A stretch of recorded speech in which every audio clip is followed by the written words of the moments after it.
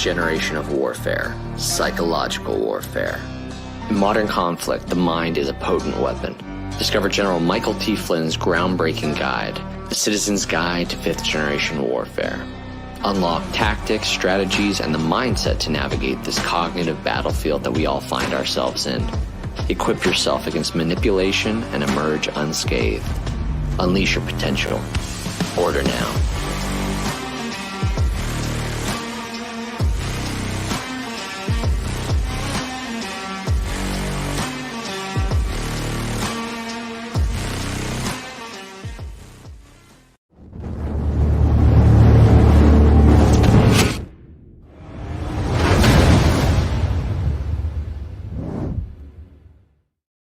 Damn, that's fire. I like that new little logo intro before I pop on the stream. I'm pumped up. Got an amazing guest today, guys. Dakota Sidwell. You guys may know him as D-Sauce from X. The guy is just brilliant. We're going to be talking about some things that you guys have had on your mind, as always with all these guests. I mean, that's why we do these shows, right? So many things that we're trying to figure out. You know, get the synergy of our think tank from the people in the live chat, the people in the comments. But there's also some things that are happening today. And there's a lot of conversations. I mean, we have the movie Civil War that came out. We have this, you know, the last few hours, you have this, you know, Iran's response to Israel with drones and missiles. And we're all trying to figure out that. People are we on the brink of the World War III? Are we already in World War III? You know, what's going on with the bankings? Is that going to collapse? We're going to talk about some of this stuff. But before we do, let me get a couple sponsors out of the way because Alpha's got to keep the lights on over here, you guys. My partners at Goldco. Be prepared. It's easy. It's fast. Rich are buying gold. AlphaLikesGold.com. Links down in the description. The bank wipeout. Some of the questions I'm going to have about today's show with our guests. Criminal tax hikes, hyperinflation, full-blown recession. It's just all part of the grand plan. And you guys know this already. You've watched my show. You've followed me long enough to know where I stand on this. Billions of dollars Biden keeps sending to the corrupt Ukraine, other places, trillions in new taxes that he wants to shove down your throat, my throat, the electronic banking system crash, resetting everybody to zero, checking accounts, savings accounts, 401ks, IRAs, all of it, zero. That's freaking terrifying to me. But you don't have to be a victim, and you don't have to get caught with just zeros on the screen when that happens. Protect your money. Get up to $10,000 in free silver. And to do it, when you call my partners at Goldco, they're going to set you up, explaining to you how quick and easy it is to do this rollover or start something new. Goldco's help protect over $2 billion in gold and silver for people like you and me. Right now, they're offering up to 10,000 bonus silver when you open up a qualified IRA account just for being a supporter of the AlphaWarrior Show. So whether you want to protect 50 grand, $500,000, or gazillion dollars, go and link up with my people over there. This is your opportunity to protect yourself from our out-of-control, corrupt government. AlphaLikesGold.com. That link and all the links are down in the description. And then our last commercial, and we're commercial-free, Mr. Mike Lindell, America's favorite mustache. And I'll see you guys in 60 seconds. When I started MyPillow, it was just a problem solution, one product company. Well, since then, with the help of my dedicated employees, we now have hundreds of products, some you might not even know about. To get the word out, we're having a $25 extravaganza. 2-pack multi-use MyPillows, $25. MyPillow sandals, $25. And for the first time ever, our 6-pack towel sets, you guessed it, just $25. Our brand new 4-pack dish towels, $25. And I've never done this before. Premium MyPillows with all new Giza fabric, any size, any loft level, even king size for only $25. And there's so much more. So go to MyPillow.com or call the number on your screen. Use your promo code for our $25 extravaganza. Order $75 and over. Your entire order ships absolutely free. MyPillow.com, my store, promo code Alpha, $25, you guys. A king pillow, and these are good pillows. You guys know that most of us that support the show have that stuff. Let me bring the guests you guys really want to hear from. D-Sauce, how you doing, brother? Hey, doing well, brother. How about yourself? I'm good, man. I'm just trying to enjoy the end days if they're the end days. If not, I'm just trying to make sure I'm positioned for the long run, man. And it's one of the reasons I wanted to have you on the show. We've spoken together in many of these Twitter Spaces, X Spaces, town halls, and I was like, my audience needs to hear from D Sauce, man. Like this guy knows what he's talking about, and so we're here, man. We're here. No, I certainly appreciate you having me on, brother. And for the shout out, it's just as a quick disclaimer, I am not a financial advisor. This is not financial advice. I am not qualified to provide financial advice. Please don't take anything that I say as such. So to get that out of the waves, man, we're in a really bad spot. Hold on, before you do it. One, I got disclaimers down in the description. Some of you that actually read the description, I put all this work in the description. You guys don't even all read it. Come on, man, help me out here. But if you read, I have a financial disclaimer, a medical disclaimer. I have a general disclaimer. And just because it's the world we live in, I wanted to be funny because I'm a smart ass. I put a disclaimer for the disclaimers just to do it. So with that, I forgot that I even created one of these. So just so everybody knows, and you don't try to come after my lunch money and D-Sauce's lunch money, pay attention to this, you guys.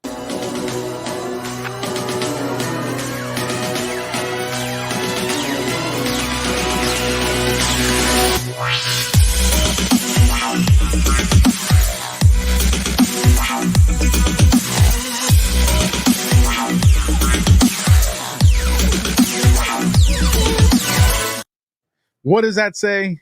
That means you can't sue me and you can't sue D-Sauce if you go and do something stupid. So with that, brother, let's talk, man. What the heck's going on with the banking world, man? Well, I'll tell you the reason that I say that is it's actually a joke. So it goes way back to the early days of the meme stocks. Like everyone was getting pinged by the SEC or everybody else for offering financial advice, but the people that were getting pent up were actually the ones that were running Ponzi schemes. So, and by the way, he got off. Zach Morris got out, walked with it too. Wow. So yeah, I don't know what's going on with the SEC, but I do know that Mark Cuban and Elon Musk had launched a lawsuit against them to force them to have jury trials instead of internal investigations and tribunals or meetings, if you will. So that's unfolding, but the banking situation is not great, man. It's really not. You're seeing institutions offer like higher interest rates on savings accounts now because they want your depository. Like they want you to have your money with them instead of somewhere else. They're incentivizing individuals to take their cash or whatever else from one place and put it in another. And that's just on the local side. You're seeing videos and news breaks come out now from Australia, even the people are going to the bank and trying to withdraw cash and they don't have it. Or they're legally obligated to ask you what you're going to use the money for. That's crazy. Yeah. That's not just Australia. I was on a show with a buddy yesterday, Days Blend. Yesterday, maybe even the day before. And he went to go take out not even a crazy amount of money. I mean, it wasn't a little bit. I think, don't quote me on this, but I think it was like maybe $2,000 or $5,000. And they were questioning him. It's like, that's your money, man.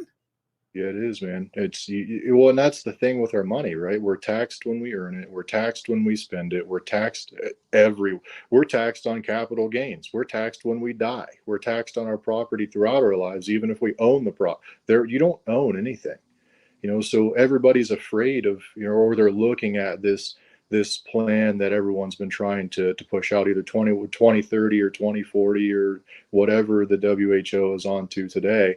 Everyone lives in fear of that, but we're already there. Like if you use a debit card or a credit card or really any form of digital transaction, you're already there. I mean, there've been over 250,000 instances in which FISA 702 has been used to violate the Fourth Amendment rights of American citizens. And then you look at J6, man, like Bank of America just gave up banking records. They weren't even asked. They just gave up banking records to anybody that bought anything in DC.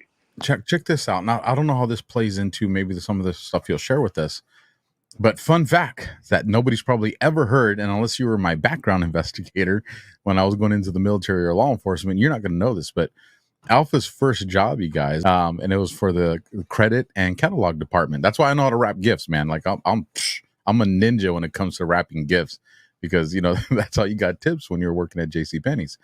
But I remember back, and this is back when you had like the green, like DOS, like computer screens, right? This is a long time ago, 1997, for those that want to do the math on it.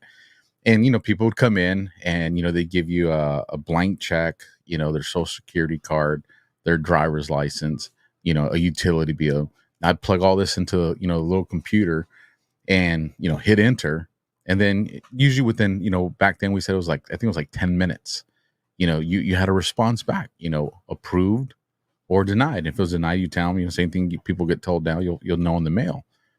But now when I look back to something like that, I mean, you're talking about a credit decision on a person that's from some digital file somewhere, I don't know, where somebody's giving the thumbs up or the thumbs down. What if the government is tapped into that and says, well, in addition to the way you've been financially responsible or irresponsible, you also have this digital, political footprint, or this digital religious footprint, or this anti-large government sentiment. So that drops you down a few too. So, I mean, how long has this been an issue, man? It's been an issue as long as we've been keeping digital records. Now think about this. I mean, you go to Kroger or Fry's or Piggly Wiggly, wherever you are, whatever that store is. You go in, you put your phone number in, and it keeps what you've bought. It knows you. They have your demographic information. They know what you spend your money on. So even without having your bank records, they know how much, where, what your tendencies are, the cyclical nature of your diet. They know everything about you. And that phone number that you've got tied to you is the same phone number that gets pulled in federal databases. Right? So it's really not a stretch of the imagination to think that those two things are tied together in some way, because they probably are. Your metadata is the single most valuable thing that you have. Aside from tangible physical, assets, gold, silver, whatever it is, that's your digital self. Have you ever thought about something and then had an advertisement for it in your newsfeed? Just you didn't say it out loud, you just thought about it, right? Because the algorithms have been weaponized in such a way that they take your tendencies, whether they be cookies that they've stored somewhere, or they're keeping track of your browsing history or your geolocation data, or, hey, you walked into the mall today, here's an advertisement for lens crafters. Like they can deliver you targeted advertisement without even without your input, and then you buy it. That's how sharp these databases are. Is this true? I had a buddy share this. It was a TikTok video. And I was like, well, man, I don't doubt anything these days, but that your phone, that, you put in an address, and that they're able to obtain like these city records that show like, the layout of your home. And so if you're in your bedroom, 5 days a week for 10 hours, then your phone, and obviously there's a lot of variables that go into this, but it can kind of, base off the algorithm, be like, hey, this person's probably dealing with depression. So let's start putting some of these depression ads, doctors and courses and things, into their feed. Or if it's somebody that, hey, they're always in the garage. So maybe this person's like a mechanic, and all of a sudden you start getting all these tools. Like even in your own home, it's calculating these ways to send advertisements to you to make money. Yeah, it's really that egregious. I mean, your metadata is, for the lack of a better term, it is hoarded out to whoever wants it, to the highest bidder, by the way, to receive zero reciprocation to you, right? You receive nothing for it. So all of this data about you is flying around out in the metaverse, right? It's out in the digital ecosphere somewhere, and it's just as easy to aggregate it. So what the government will call it is incidentally collected information or incidentally collected data. Like they're not actively looking for it, they're just passively collecting everything. And then all of that passively collected data goes into a database that can be polled as if it were a Google search for a person or groups of persons with certain predispositions or likes or dislikes. And then all of a sudden, that specific group of people start getting targeted advertisements to pull them into a cluster or a social media cluster. And that's where the theory about bubbling or like a neural network comes from when referencing Twitter groups, or the groups of people that fly around in certain cliques or what have you. They exist in their own bubbles, and that's why reach is an issue, because you're topping out in your bubble, and it's the algorithm should and generally does encourage you on your For You page to go engage with other bubbles, because it shifts and shapes your perspective, and that's how egregious it is. This is just crazy. Well, then here's my question: if they have access to all this metadata, and I mean, essentially they got all the information to be successful, then why are we worried about a banking collapse? Well, we're worried about a banking collapse because it's the institutional failures, right? So what had happened, or where I think this all started was in 2008, is the can got kicked forward, is what it is. So this is my personal perspective, and it's one of those things that you can't like say that's the thing, but all of the arrows are pointing in that direction.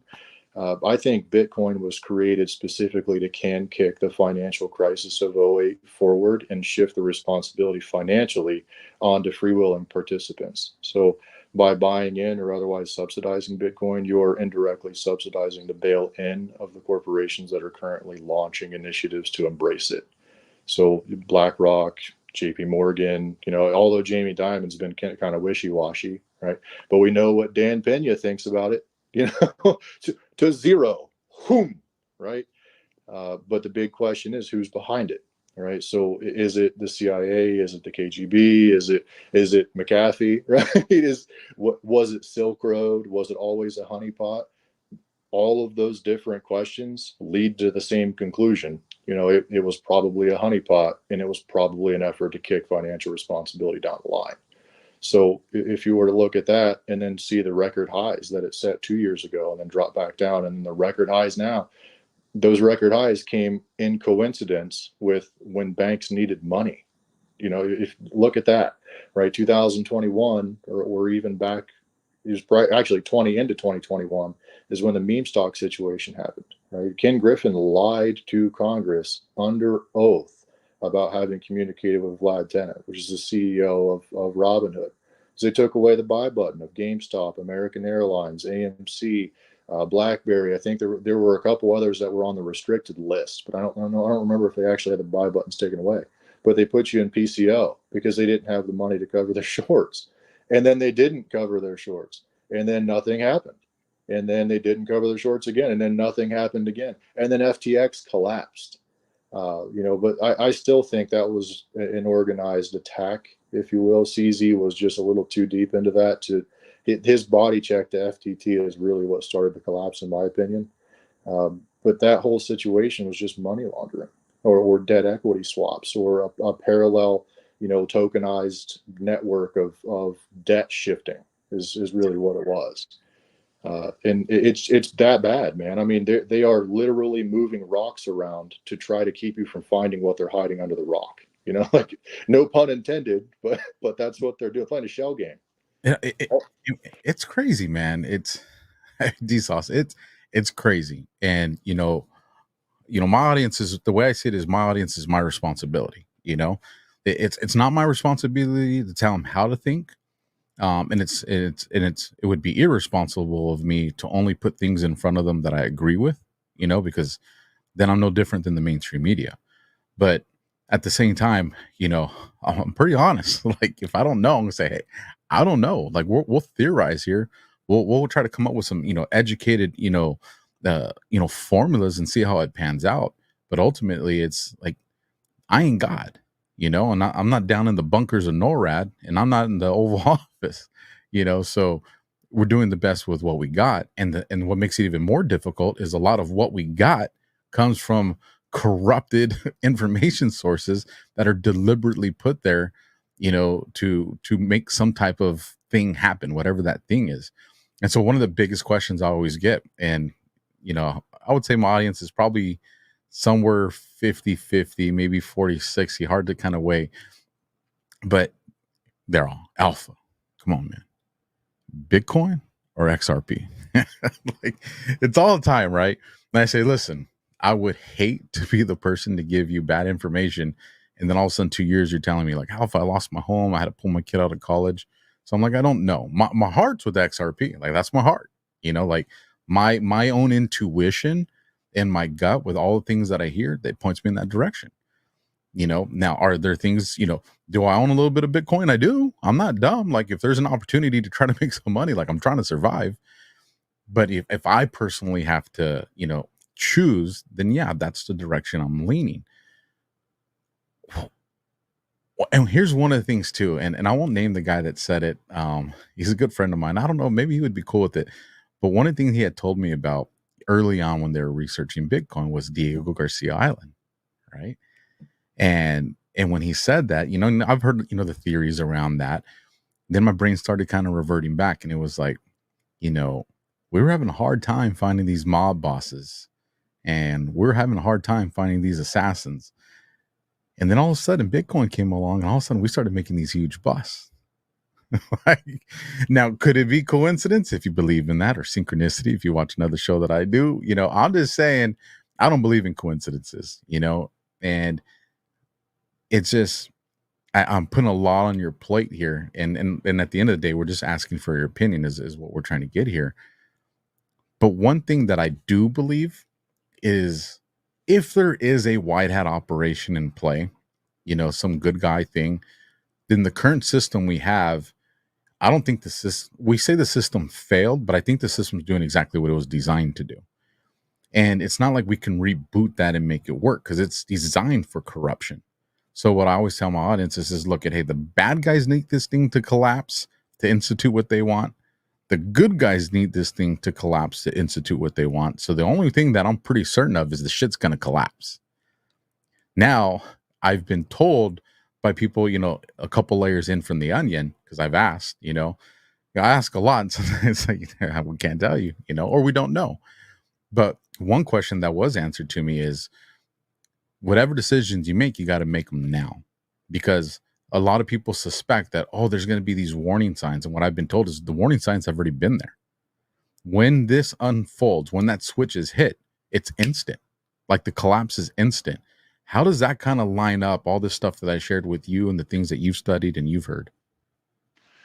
So I'm also of the mind that XRP, or specifically the XRP ledger, will be the used ledger across the networks. And the reason I say that is, take a look around, right? The writing is on the wall. This whole situation that we're in now can be partly, or even perhaps mostly, attributed to arbitrage. Right. So that if you float a transaction for 2 or 3 days, and then you compound that with another floated transaction for 2 or 3 days, and you compound that with another floated transaction for 2 or 3 days, all of a sudden you got 6 days stacked up just waiting for a transaction to settle, so that you can do this while that money's doing that, so that this money shows up to do this. Right. It's that shell game again. So if you get into a situation in which these transactions can be settled instantaneously, or near instantaneously at a very low cost, it would be a very attractive situation to those that were not benefiting from the arbitrage situation in the prior, but not so much to the individuals that stand to detriment from the elimination of arbitrage. So you're seeing, these banks push back. The SEC sued Ripple. I mean, that's what it was, a 2-year dang on lawsuit, and the settlement is supposed to come, I guess, any day now, next week even. You look at that, and then you look at, say the what the hell was the European Central Bank meeting, whatever, I can't remember what the name of it was. They were even talking about getting on the ledger and using the protocol for transaction settlements. So all of that's transpiring, and then you've got the theory of Nasara, right? People have called it Nasara, Jasara. That's a thing. It was originally. I was gonna say, give us a little history on that for those that have heard it but don't really understand it. Yeah, so just like everything, there's 5 or 6 different sides of it. One of them is, the true one is a white paper that was written in the 90s about how to revamp or rewrite the U.S. tax code to be more equitable for the taxpayer. Then there's another evolution of it that somehow got intertwined with the cult of light. I don't remember what the actual name is, but it was spun off into some obscure alien race that's supposed to come save us. I don't know. And then there was another version of that that was spun off to include the dissolution of the IRS. And the long story short of it is the writing's on the wall, right? So look, again, politics is nothing more than government sponsored theatrical exhibition. That's all that it is. That's all that it's ever been. And that doesn't mean that they're explicitly acting. They are doing their part in the situation to create a perception. That's what this is about. It's a war for perception. It's a war for digital space. It's a war for technology and information. And part of that information is your perception of reality. And that actually came out of the Missouri v. Biden case, by the way, that the federal government declares our perception of reality to be cognitive infrastructure. So that's real. That's a thing. They declare our Let's pull off on the roundabout on this one. The government is saying that your cognitive space up here is part of the country's infrastructure. Yeah. I mean, remember that infrastructure bill they passed? Yes, I do. Yeah, imagine that. Critical infrastructure, right? Just like CISA declared the elections equipment critical infrastructure. But that's another story. That's another story. But yeah, man. So XRP is where I think everything's going to come back to. And by the way, there's historic significance to this too. So way back in the day, pre 1309, right? Way back, the first bank in Europe was organized by the Templar Knights, and they used a distributed ledger technology to keep track of bank balances in different countries from different places of different people. You could make a deposit in one place, get safe passage with them to the place you were going, and would make a withdrawal the place you were, and the same equivalent value, even if the currency was different. That sounds a lot like the XRP ledger, used as a bridge currency between other digital currencies. So if that is the situation, and we know how that situation ended, I would wager that since then is probably how long this current fight has been going on. And it's coming to a close because you're closing all of the loops, right?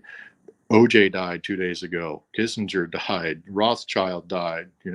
Keep going down the list. And then I'm so sinister, man. I'm like, are these people really dying, or are they faking their deaths because they see the writings on the wall and they're just like, yeah, I'm just gonna the Homer Simpson back into the bushes while the Great Reset, the Great Awakening, whatever people want to call it, kind of unfolds. Because I mean, I get it. People die all the time. I'm not naive to that.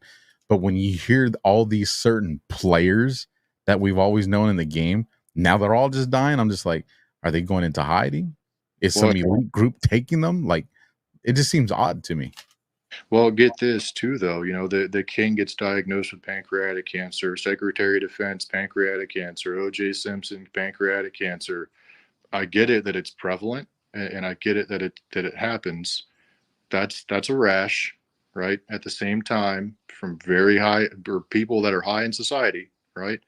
So, is it a coincidence? Maybe. I don't know. Maybe it is, maybe it isn't. Maybe it's connected to the vaccinations. I don't know. But what I do know is that the king was diagnosed with cancer, and now all of a sudden England is using mRNA to cure cancer. Imagine that. How long have they had that technology on the shelf? Why are they bringing it out now? Oh, because the king's in trouble. Imagine that. Wow. So it's almost like the whole situation we're in was caused by the British Crown. Literally all of it. Wow. So it's bad, man. It's really bad.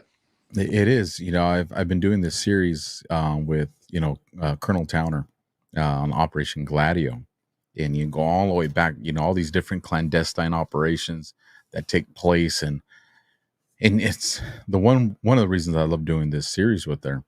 It's because there's a lot of things that I've always known. I just couldn't put like a formal title or attach to something. And it's really kind of helped me see like what's the umbrella that all this falls under. And one thing all these operations need to be funded. There always has to be funds. You have the physical stuff, that they're going to hide in like national parks and places that we're not allowed to go, everybody, or the banks. So when we see what's going on right now, are there certain markers or hints that we can probably track that, hey, they're getting ready to do a move? Or is this something that's just so sophisticated they can just do it behind the scene, and there's just not really any way we can get a thumb on the pressure of this? Well, it's kind of both. I mean, the realize, see, realize, right? So as you take a look around and like, I don't know, maybe it's a skill that I have because I have ADHD or something, but like I can take in information from finance, from industry, from transportation, from the people, from the government, and I just put it together, like, yeah, they did this probably because of that, or, they moved this here and this is their likely next move, it's chess, right? It's not checkers, it's chess. And there are probably 4 or 5 different boards being played at the same time. So this FISA situation that everybody's going on about, it's, yeah, sure, it's going to go through. They're probably not going to have the warrant requirement. It is what it is. But here's the thing. It's already been in place, and we've already got agave listings with the FBI, I'm sure. So like, if I know I'm on a list. I have to be at this point. But it worked. If you weren't, you are now, because they monitor this show. I don't really care, like whatever, dude. Like I'm to that point. I've you can live in fear or you can take a stand, right? 100%. And I'll tell you what, I took the oath to die for my countrymen once. I'll do it again tomorrow. I won't even think about it. I run right into the fire every single time. And you have to live like that. You have to be selfless. Help others around you, help your community. Like in my backyard, for example, I live in a city. I live in a like a suburb, I guess you could call it, but it's in the center of the city. I'm building an aquaponics setup in my backyard because I've heard that my neighbors are having a hard time buying groceries. I'm going to grow tomatoes. I'm going to grow cucumbers if I can. I'm going to grow watermelons and see what comes out of it, just so I can help my neighbors out. And that's the world that we need to live in. Like hell, I changed out a full set of strut shocks and a couple axles in my driveway in the snow last year because somebody needed help. You just help. That's how we get out of this. You start caring about other people. You start caring about human life. You stop going out and buying the dang on Louis bag. Stop going out and buying all these expensive shit. You're not going to be able to take it with you. Nope. So what's the point? I've never, that famous saying, I've never seen a U-Haul behind a hearse. No, never. And in fact, even if you have money when you die, the government gets half of it. Like shit. Yeah. How bad could it be? It's pretty bad, Yeah.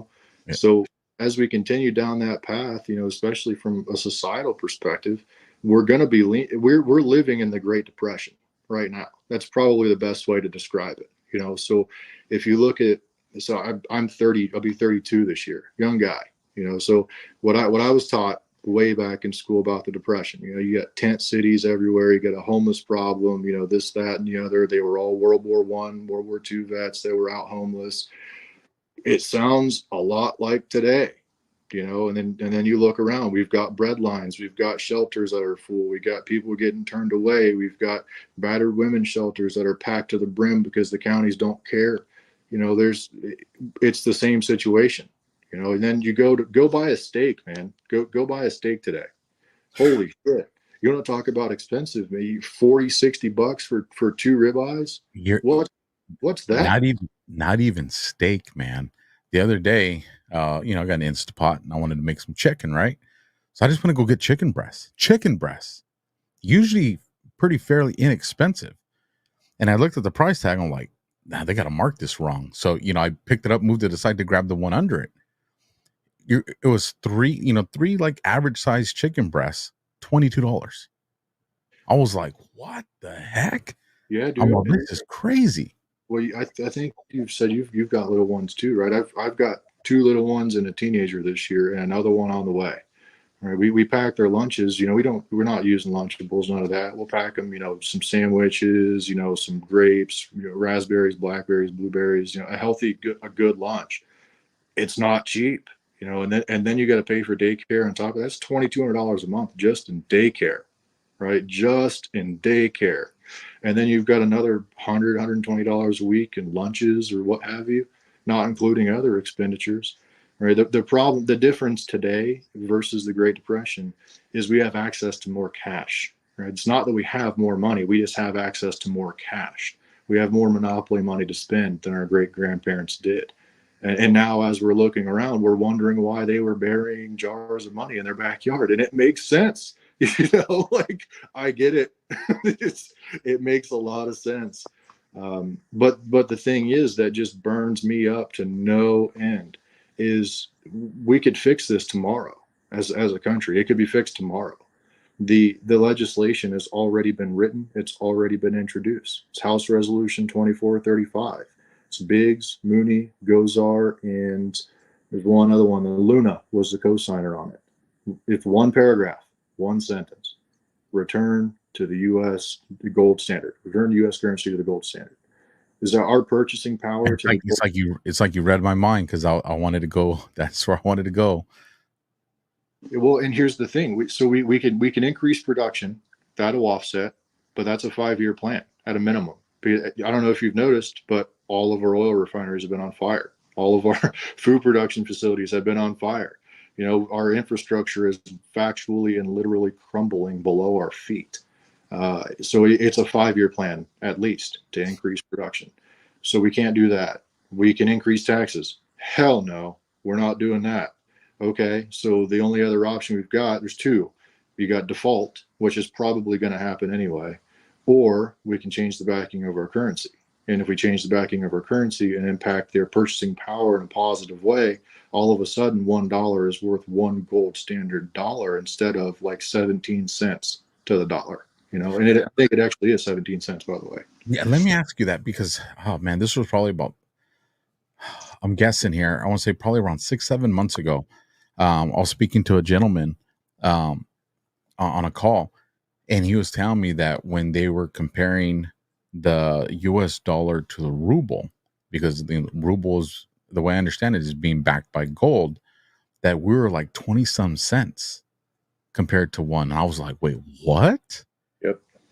I mean, that's that same perspective was leveraged against Tucker whenever he did his video shopping out in Moscow. Well, the average person spends 40% of their income on food. Okay, yeah, but their income is adjusted to an asset, not oil production in a foreign country. And by the way, Canada's extra bud. The Bank of Canada holds 0 gold, not like a decimal point, not like maybe 1 or 2 ounces. So is one of the reasons that they fear this, and this goes in, and I'll try to do it as much justice as I can. One of the things that I learned from Operation Gladio that Colonel Towner was telling me is, when you looked at all the continents, North America, you had the Middle East, Europe, all the Asia, all this stuff, they all sell themselves as like official locations, but they never looked at Africa that way. Africa was always the lesser than, the black people from Africa was that evil inequality like mindset, like the legit one, not the ones that like NFL players and shit are trying to pass now. Like legit, they saw these people as subservient to them. And if we were to turn to truly gold backing, or like even what BRICS is doing, Africa's got a lot of mining, and not just gold. You're talking uranium. You're talking, literally metal. Yeah. So it's almost like all of a sudden they're going to have a lot of power and say in what goes on in that country. And we mentioned Jassara Nassara earlier, right? Nassara is the U.S. side of it, and Jassara is the global side of the situation. So if we are truly reverting, or if we are to believe that program is true, is real, and it is going to come to fruition, that would imply that everybody on Earth has to be on an even or equivalent playing field. And that means that we have to strip that perspective, right? They are people. They are humans. They do have resources. They do have infrastructure. They do have industry. They've just been kept so far down into the rabbit hole that they can't get out. They are literally oppressed by the economy. And by the way, Gaddafi got killed for wanting to unify Africa under a gold-backed currency. Saddam got killed because he wanted to buy oil in something that wasn't the US dollar. You know, that's it. Oh, and then Hillary launches an inquiry via FOIA for the whereabouts and anything to do with Gilgamesh or Nimrod at the same time. So that happened too. And the first thing we went in after was the museums and the gold. Imagine that. Yep. This stuff's crazy to me, man. I mean, I've even heard, and I haven't had a chance to look into this, but that gold and silver even have medicinal properties to them. And that's been believed for a very long time. It's all about the resonant vibration of the materials and, you know, what you have around you. And you look at pictures or images of like, I don't know, India or Cambodia or Thailand 300-400 years ago, they're all wearing what I would perceive to be metal helmets. You know, so why is that? Why did they feel that that was important, and why don't we today? Or better yet, during the Victorian era, why was everybody wearing top hats that were imbued with mercury? Why is that? You know, why don't we do that anymore? You know, mercury is obviously a neurotoxin, right? That's the I thing. was always told, like, well, you know, mercury, because of the thermostats. You know, thermostats had the mercury in them. I don't, well, at least the old ones. Everybody, I don't know what the new ones, but I always remember being told you got to be careful. You know, because mercury was pretty much it was a little nuclear bomb that was in every household. And so, in other words, you're saying, well, maybe it wasn't. Maybe they said the same thing about lead paint, but there is one benefit of lead paint, and that it keeps RF radiation out. Right? It's an RF shield. So consider that for a moment. Now think that we all use cell phones that rely on a wireless transmission, and lead paint would really bitch that up. Same way with aluminum siding. It would really bitch that up, you know. So there's a lot to be said and like kind of expanded upon, I guess, from perhaps a conspiratorial perspective. But it would appear as though that there has been a systemic effort to remove those metals from our society, rather than be for our own good or for the government's own good, whichever, you know, take your pick. But yeah. So then, is the speculation and the rumors and the conspiracies about, you know, that America got the Vatican's gold, or there's all this gold under the Vatican, like how much legitimacy do you think there is to some of these things that we're hearing about that? Because I've even heard, you know, that, you know, that Fort Knox doesn't have gold in it. You know, like, I mean, it's just hard to put your finger on what's true and what's not. Well, the U.S. reports that we have 8,133 ton, I think, of gold on hand. That's what they report. And Jan Halper I've spoken to her in a space a couple times over, and she has confirmed via her sources that the Vatican return did happen. But consider this for a moment. You know, if you were to look at the single largest religious organization on earth, that's the Catholic Church. They're also the single largest corporation on earth, and they don't pay taxes. So it's really not that hard to think or even perceive that they would have that much gold on hand over 400 or 500 years of just conquering corporations and nations because they disagreed fundamentally or on a religious perspective. So did they have the gold? Yeah, I would say that they probably had it, or they had more. Did they give it back or relinquish it? I've seen and I've heard speculation. I've never seen any physical documents or anything that could be verified. But here's the thing: manifestation exists. So, you know, perhaps that's what happened, or perhaps it's just a slow leak of information that leads out to the rollout of NESARA or JSARA or tax reform or par equivalent value, whatever you want to call it. The collapse is going to happen. There's no way to stop that. The only thing they can do is mitigate it. And that's why I asked that, to bring us to complete the circle here. Is, you know, we're talking about this banking crisis. We're talking about the collapse of the system. We're talking about the presence of the, you know, this digital currency, whether it's somebody subscribes to Bitcoin or XRP. You know, I've said where I stand with XRP. And, you know, we hear, you know, the gold backing, the value of gold.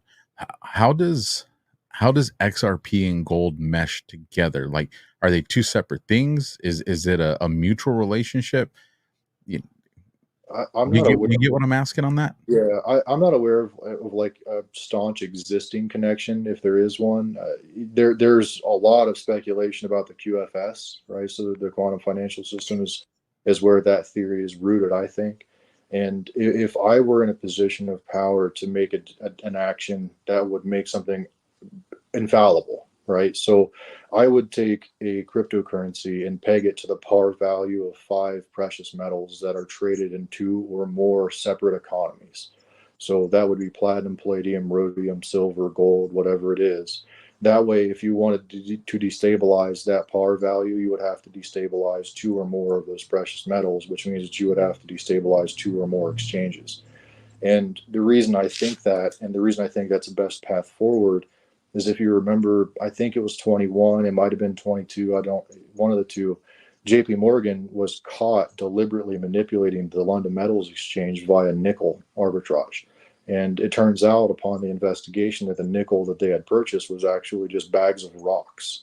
And that value of nickel shot up to like $100,000 overnight. It was like just up overnight. They were convicted. The 2 executives that were charged were convicted.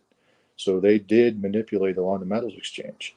So I'm thinking that if there are white hats to be believed to be in place, I would say that that was probably an operation to show what the possibilities are, to uncover how to prevent it from happening in the future. So if you're going to revert to a cryptocurrency that is transactable on a global scale using a ledger that is interoperable and does so instantaneously at a low cost, it makes sense. And it also would get us on an international digital currency so that we internationally could track where every red cent went and where it came from.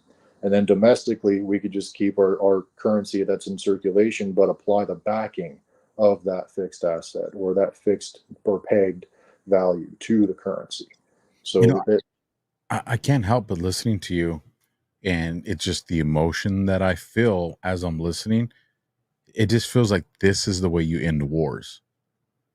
Like that's where my vibe is. Like, you want to end wars, this is the way we end wars. Fixed currency. Yep.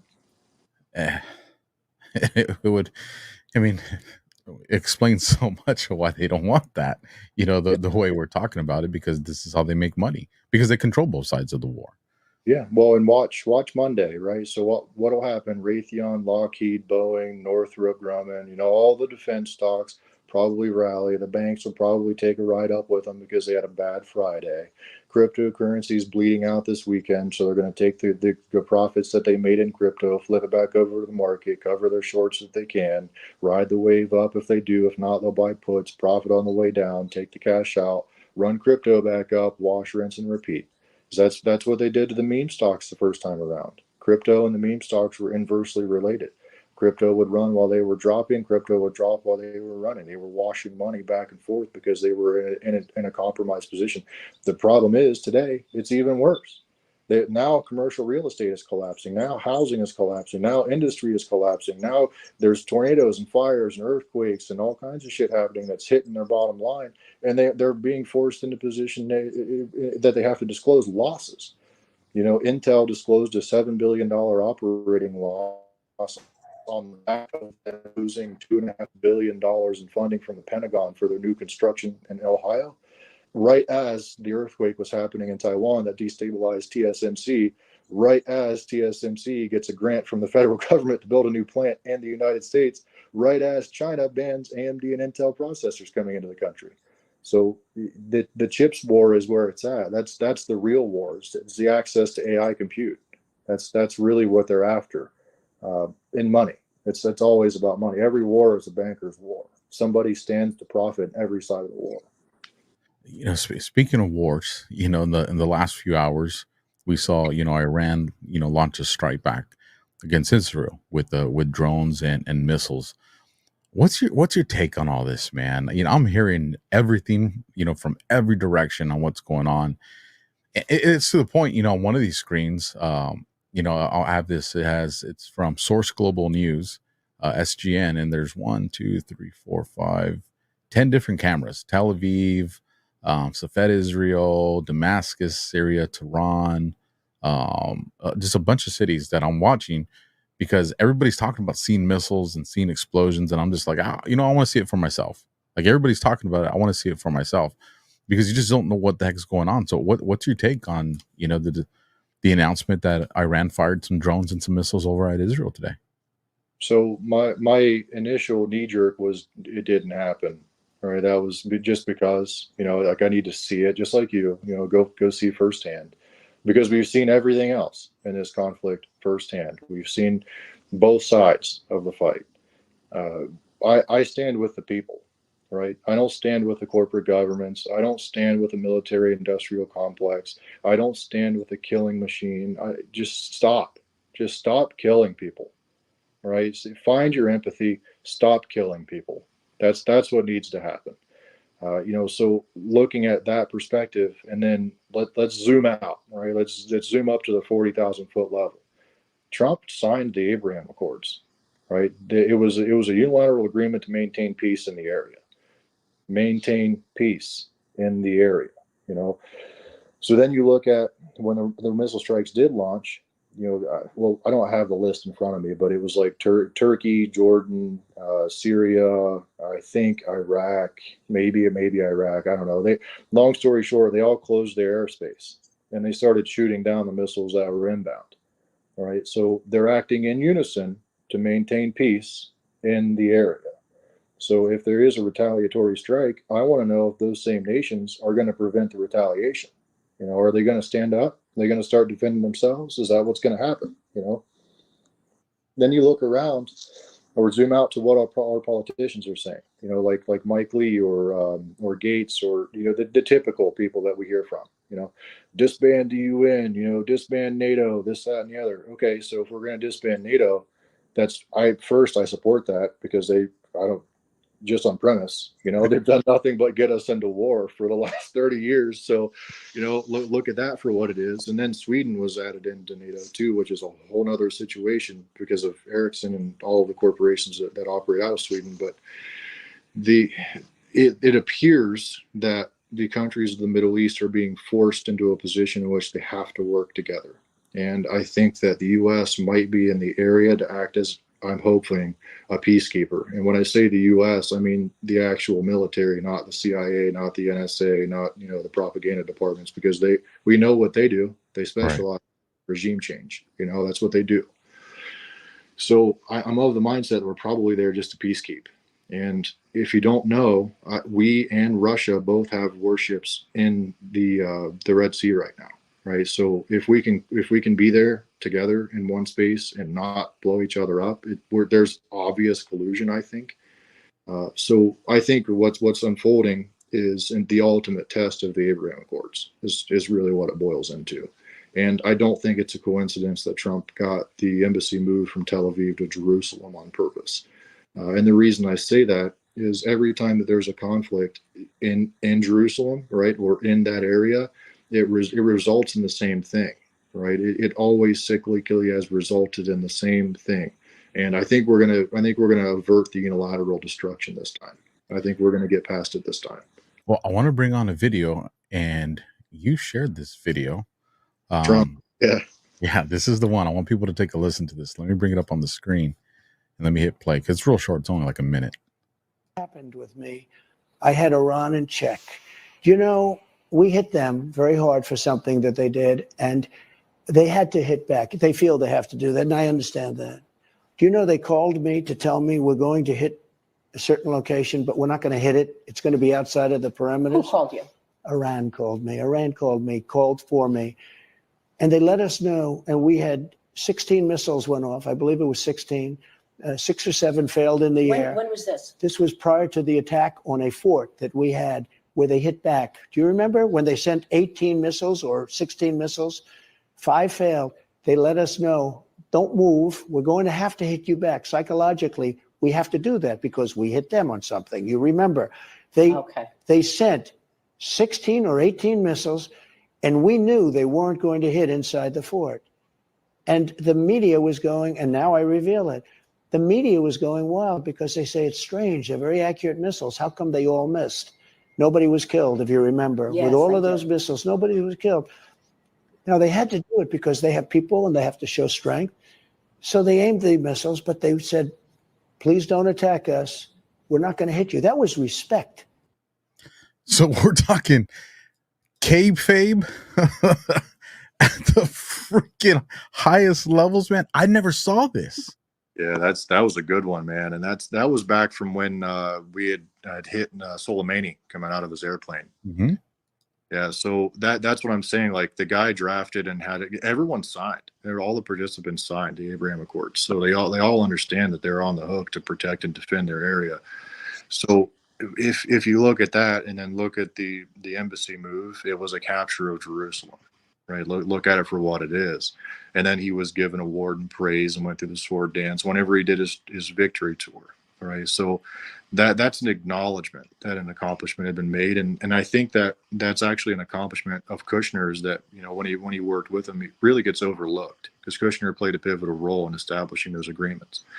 But what I think it boils back to, and again, like the 60,000 foot view, is the quantum grammar argument is really what it boils into. And if you read the documents from the Abraham Accords, they explicitly state that the English translation of these documents is to be the legally and universally accepted version.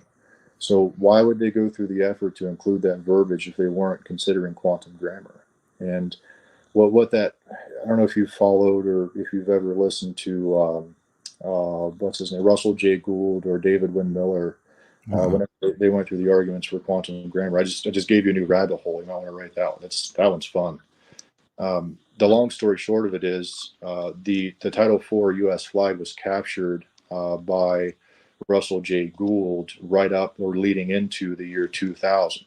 And the speculation is that that's actually why we went into Iraq the way we did, because they didn't declare war because they had no jurisdiction to do so. It had been captured. So that's when the corporation was really outed for what it is. You know, the United States operating as a corporation, which we know was established in 1871, or through the Act of 1871 that established Washington, D.C. as the bastion of the U.S. government. So that whole situation boils all the way down into, you know, what's really constitutional. Are the amendments actually constitutional, or do they exist? Did it stop at 10? Did it go to 11? Was 12 real? You know? And then you look at like the original 13th Amendment, which was drafted but never ratified.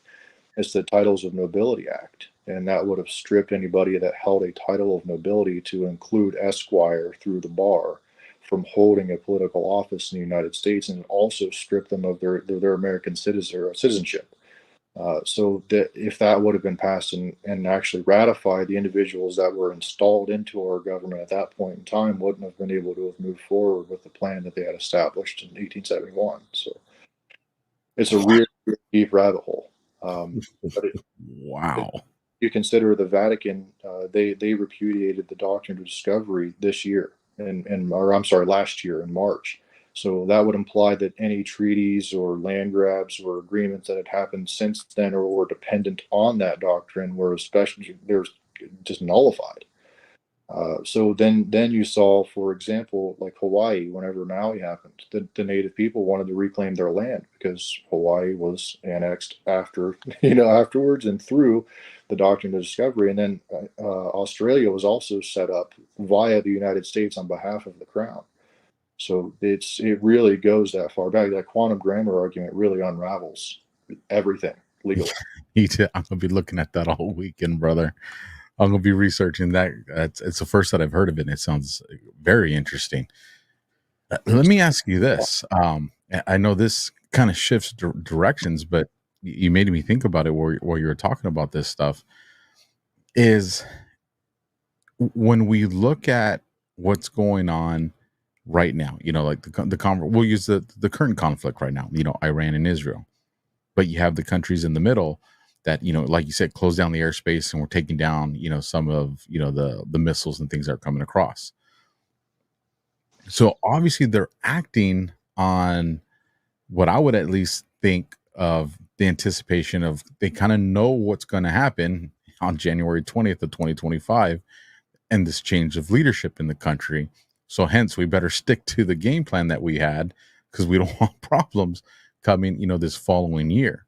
Yeah. So then is what we're seeing between Israel and Iran, is that a truly organic conflict, or is this, you know, the quote unquote deep state trying to do something because they're in a corner? I think it's both. to be honest, because and generally whenever you get into topics like this, there is always two very clearly defined sides, because that's how duality works. There's always two sides. So if there is a white hat operation, I think it's the test of the Abraham Accords, right? And if it is malicious, it's so that they can maintain the perpetual state of emergency necessary for them to maintain their jurisdiction, their operation. Because if we fall out of conflict and we fall off of an emergency, they no longer have the authority to do anything that they're doing, right? So that's certainly something to consider. Do I think it's organic? No, I don't think it's organic. I think it's being provoked. I just don't know which way it's being provoked. But you're right. I think the outcome is known, and the outcome is the Abraham Accords, right? That's that Trump himself tweeted out the maps. Everything's out there. It's all available. You just got to look for it. Well, then let me hit you with this. It's not very often, because I don't usually do this. Information that's shared to me with, some of the people that I'm in a fortunate position to speak with. I'm never that guy's like, hey, well, this is the information that's being given to me. I'm not that guy. I think there was a time when, the quote unquote intel was something that was important because people needed to wake up. But now I tell people, you just got to walk outside. Just go to your gas station, go to your grocery store, go to your kid's school. And there's your intel. It's happening in real life. But one thing that I was told, and now I have the clearance to go into it because it's starting to surface and you're starting to see it, was that this next move that's coming is going to be a move on Christian nationalism. How does that play? Because I see you nodding and I like that.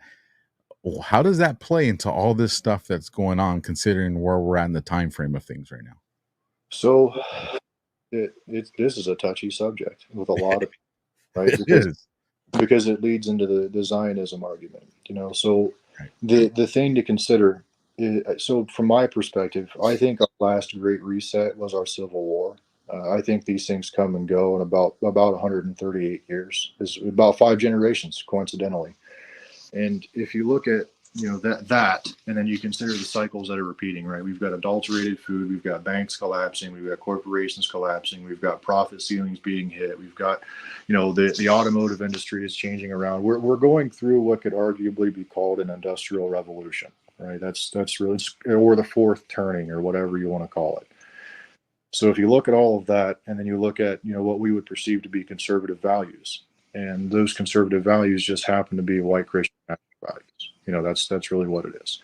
And during the Civil War, or just before and then just after, there were the uprising of several new divisions of Christianity or religion. So you've got the Latter-day Saints, you've got the evangelicals that came in the 1700s, 1770s. You've got the Mormons, you've got the Jehovah's, all of those came out of the last reset, and they were all new perspectives on Christianity, which, by the way, allow new revelation. So they allow basically an update to the source code, if you will. And the primary argument for those new religions against the established religions is how they perceive the Trinity, or how they perceive the Father, the Son, and the Holy Spirit. That's where the big argument stands. So that implies that if we're going through very similar circumstances and we're in today's context, we're probably going to see the uprising of a new diversion or new division or sect or church, if you will, or division of Christianity, which is probably going to be a reversion back to the ultra-conservative.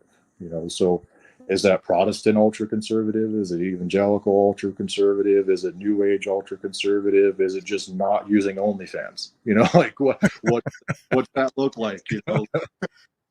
Well, and so I should have shared this with you too before I gave, but I'll add it to you. I'll throw a little more seasoning in our soup here because I like the way it's cooking.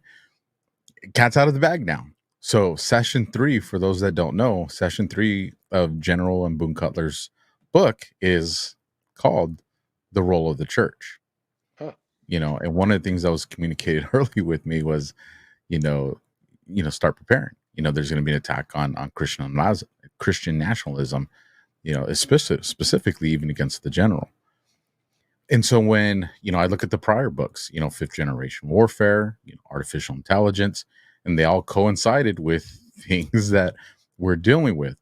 So, when I look at a person like Boone and the general that are from the intelligence and psychological community of our military, and now you're putting out something that says the role of the church, well, then I take a step back, the 80,000 foot view. And I'm like, well, why would you have to teach somebody the role of the church if it's something that we've known our entire lives since when we were born? Oh. Unless something happened that shook everybody up, and now you got to have some precise direction on the role of the church. So now that I give you that, you got anything to add to that, or to build upon? Well, it goes back to, so if you're going to look at it from a psychological perspective, what's the easiest way to control a group of people? Religion, right? Because humans inherently want to worship something outside of themselves. That's what it boils down to at its very base. We are literally programmed genetically to worship something outside of ourselves. And if you can control that something by force or just overt censorship, then you can control what the perspectives are. And then you consider the Council of Nicaea, and then you consider how an entire Roman civilization flips from polytheism to monotheism at the same time as the rest of the expanding world. And then you look at the downfall of Zoroastrianism or Arianism or the Visigoths or Gnosticism or Vedic Buddhism or any of the Eastern religions, right? Go find a handful of Americans that can tell you what chakras are, that good luck, Go find a group of Americans that can tell you the difference between the Gregorian and the Julian calendar, or why astronomy or astrology is so important. They'll laugh at you, right? Because we've been indoctrinated to think that, there's nothing going on with the planetary movements. If they are planets, there's nothing Right. with the signs of the zodiac. There's nothing going on with holistic medicine. There's nothing going on with pharma, right? And then you look at how America works. You get sick, you go take a pill. You go to the doctor, they give you a pill. You got something wrong, you have surgery, they give you pills. You have cancer, they kill you with radiation. You have COVID, they kill you with remdesivir and ventilators. Like the whole American economy is arguably built upon death and suffering. And it's sad because because it reverts back to religion, right? So we live in a situation in which most Americans would rather be blissfully ignorant of the truth and live in convenience than face the facts and deal with the world in front of them. And that's how they get you, right? They get you by abusing nostalgia. They get you by abusing your perception of reality. They get you by abusing and delivering you targeted advertisements. They get you by just shaping what you perceive to be real and what you perceive to be true. And I'll tell you right now, you remember those Patriot Front dudes that they were taking pictures of? I'll bet you dollars to donuts someone somewhere had a 30-year plan to use those pictures in history books for the next 2 or 3 generations to tell a story about what happened on January 6th through their view. And that's what they were doing. They use these incidents to build the next generation's story, because history is nothing more than an agreed upon set of lies. That's all that it is.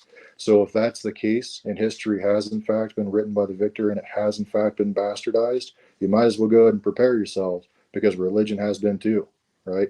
The church isn't innocent here. The Catholics aren't innocent here. The Jews aren't innocent here. The Eastern religions are not innocent here. None of them are innocent here. Everybody is equally corrupt, and we have all been lied to on a scale that has just been unimaginable. Start to stop, side to side, everything is a lie.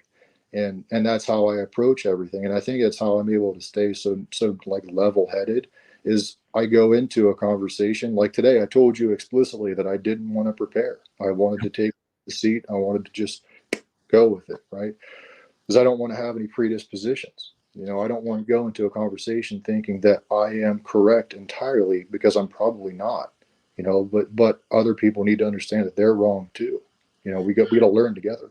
Well, I like the position you took right now on everything is a lie, because this is what I get trying to get people to understand and recognize. If I tell people, especially, the quote unquote, awake, taking the red pill, right? If I go and I tell people, hey, government's been lying to us. Oh, yeah. Department of Justice has been lying to us. Oh, yeah. Whether we have the conversation of space, right? Flat versus, the people are going to acknowledge like all these, everything. Yes. Lies. No pushback. Maybe questions, but no pushback. Everybody's in agreement. But the second I say,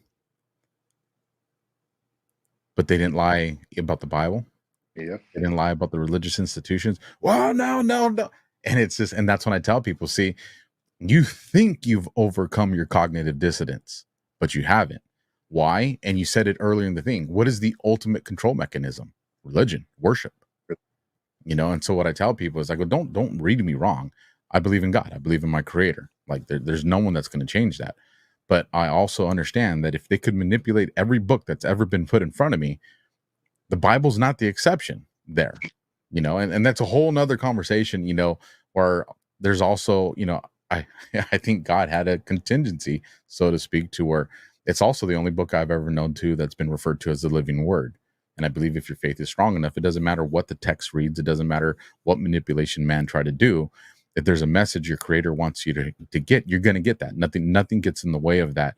That's the reason you can read, John 3:16 at 5, at 10, 20, 40, and 80, and always walk away from a different message. You're having a conversation. You're having a communication with your creator. Like I said, a whole nother conversation, but it's, Matrix, the best documentary ever created, right? Yeah. and the line that's in there are people that will fight to keep the system going, knowing that it's a system, knowing that it's not reality, just because they don't want to grasp onto reality. And we're seeing that now. And I know there's parts of this conversation that people are probably, oh yeah, and part of, I don't know, man. And the only thing I would ask people, if you had a moment of like, I don't know, man, I'm not buying that, then just research it and then ask yourself why. Because at the end of the day, a lot of the quote unquote debunking that we see, we're referring to material and books. And if you look at where the sources of those books and material came from, we don't control that. It's always been their control, what they see. I mean, who's it might have even been Michael that was talking about, or maybe it was you, the internet's archives. Oh yeah. And just go look at the difference in literature from 10 years ago and now. And there's a lot of manipulation taking place. But I'm like you, man. I've been able to keep a level head. And the reason being is, I know I'm being lied to. I know I'm in search of the truth. And just something in me tells me that, we're in the 2-minute drill of this game and we're not too far from all of this unraveling. And it's going to be one of two ways. It's going to be peaceful the way I hope it is, right? With, some real minimal type of conflicts taking place. Or it's just going to hit the fan and it's going to be Armageddon apocalypse. And if that's the case, then I'm prepared. As a man, I'm prepared to take care of, those that lives are entrusted to me, and every other man out there should be in that same position. I mean, you've taken to the point where you're not even just looking at the scope of your own family, but your neighbors. And this is the mindset people have to be in. And I'll land here and I'll give you the final thought to wrap us up. Is one of the things they taught me in the Marine Corps, it's better to have it and not need it than need it and not have it. And with that, D-Sauce, I'll give it to you for the final word. Man, I enjoyed this conversation, though. I'll tell you that. No, bro, I appreciate you having me on and, linking up in a I got dropped. Sorry. I was like, imagine that right there. Yeah, imagine that. But no, I appreciate you having me on, man. And let's do it again sometime. But in closing, I don't ever go out trying to get somebody to change their mind, right? Because it's not my place to control them, and it's not my place to judge them. The only thing that I ever try to do in a very overt way is to get somebody to look at something in a different perspective. Right. So, and when you do that, when you start looking at things through a different lens, or think about, what the counter position would be and why they would feel that way, so kind of psychoanalyze the conversation while you're engaged with it. And then you'll arrive at your own determination. I call it riding the wave, right? You just ride the conversation wherever it goes. And then you wind out coming to either a conclusion or a resolution, rather than be on your own or with somebody else. And in worst case scenario, something that I'm versed in, something that I've studied, something that I understand, maybe that'll plant a seed with somebody else and that'll propagate in that direction. And then they'll go research and then they'll prove me wrong. I hope they do, because then I learn too. Everybody stands to benefit from being wrong, or my favorite perspective is your positions and opinions change over time, right? Because they should. As you age and as you gain knowledge and more understanding, your perspectives on things shift either from one side of the paradigm to the other side of the paradigm, or people call that flip-flopping. But You don't know what made that person arrive at that decision. Now, that circles back around in a very clean way to, say, Mike Johnson having flip-flopped on FISA the other day, right? But here's the thing. FISA works both ways, you know, and then all of our Congress people were tweeting, get a warrant, get a warrant, get a warrant. But then they told us in the same side of that coin that the members of Congress are exempt from FISA 702. So you would have to get a warrant to get their data. So are they telling us that, hey, we're getting some warrants rolling, you know, or are they saying, hey, we're about ready to let this go, you know? So that's a perspective to consider that a lot of people aren't looking at, because Mike Johnson is like neck deep in Mar-a-Lago all the time. You know, like it's something that you have to consider. You know, looks of disapproval perhaps, but he's in a position of either control or he is an allegiance, and he hasn't vocalized it because he would be demonized for it and probably expelled. So there's, again, politics is just theatrical exhibition. Everything's a lie. Question everything that you know. Go look for the answer. But what you'll find is that you're not going to find the answer online.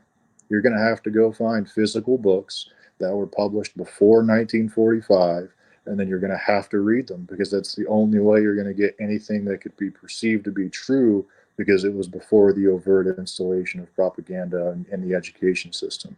And what's funny about that, and this is the land your plane situation, because I'm sure we'll talk about this next time.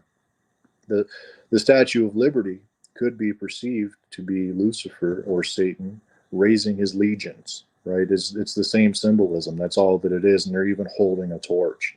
But what's funny is, instead of holding a spear or holding a weapon in the other hand, the Statue of Liberty holds books, which means they intended to use at corporate level education-based indoctrination this whole time, and they did it. Way to live a cliffhanger, baby. That's the way we hook them. I know you guys are like, Alpha, I want some more of that. Listen, Dakota Sidwell, you guys, you know him as D-Sauce. I told you guys we're going to be impressed by this gentleman. Here's the thing. I get to hear him almost every day. Why? Because I'm in the trenches of X and Twitter and this information war. So I would suggest you guys go down the links below. You'll see how to find D-Sauce. Click those links, follow him, and get this knowledge. You don't even have to wait till the next show. You know, a terrible business move, Alpha, but that's okay, because right now we're in an information war. People need information, and you're a gentleman I want them to get it from. You guys, we ran this whole show commercial free, so do me a favor, stick around, support the people that support me, and then visit the AlphaWarriorShow.tv. The virtual mall's up. You guys have been hidden. I see the clicks. I want to see the sales. I'll see you guys next time. Alpha Warrior Show, first in, last out. Semper Fi, everybody.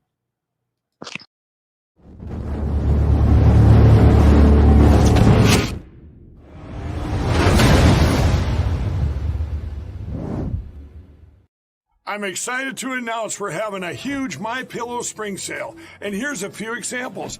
Buy one of our MyPillow 2.0s, you get another MyPillow 2.0 absolutely free. Made with cooling technology, the best pillow ever just got even better. And this just in, 9 brand new colors and styles of our Percale bed sheets. They're made with the finest long staple cotton, and now you can save 50% or more. That's as low as $24.98.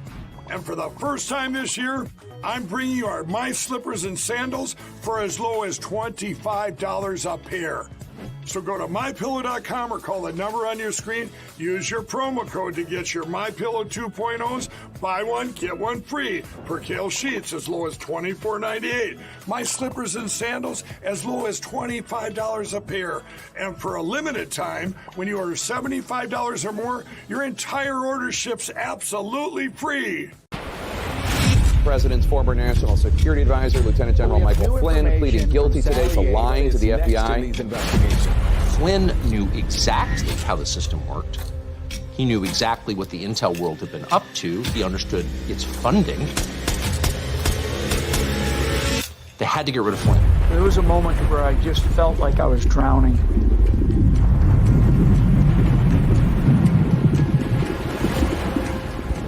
So I'm in there with these other political appointees. They're all supposed to go in there and tell what they believe to be the truth. What they did was they took my assessment and they wanted me to change it. And I was like, I'm not changing it. He was, by definition, the most dangerous possible person for Donald Trump to hire. President Obama said, but I do have one specific recommendation. Stay away from Michael Flynn. He's bad news. Over time, instead of being pounded down below the surface of the ocean, we started to fight. I'm now above the surface.